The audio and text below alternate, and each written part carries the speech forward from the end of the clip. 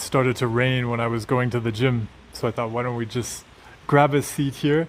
We'll wait for the rain to let up and we'll talk a bit about loss. So in particular, why do we look at loss if we're wanting to explore recovery from mental illness, or we're wanting to overcome some kind of mental health challenge, or however we define it.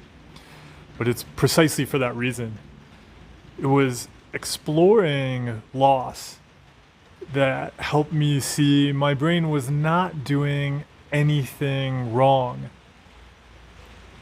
I was setting goals to avoid loss, to avoid losing things I cared about.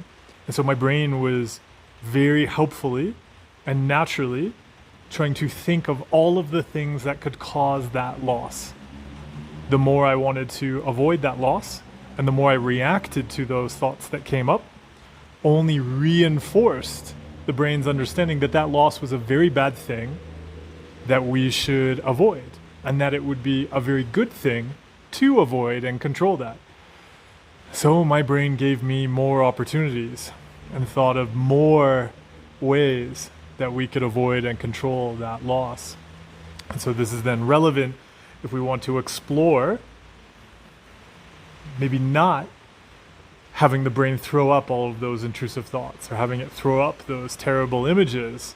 Well, that's going to mean, or that is possible, through getting comfortable with those losses that we've wanted to avoid. Because if we're not afraid of losing them, the brain doesn't have to keep thinking of ways that we might lose them.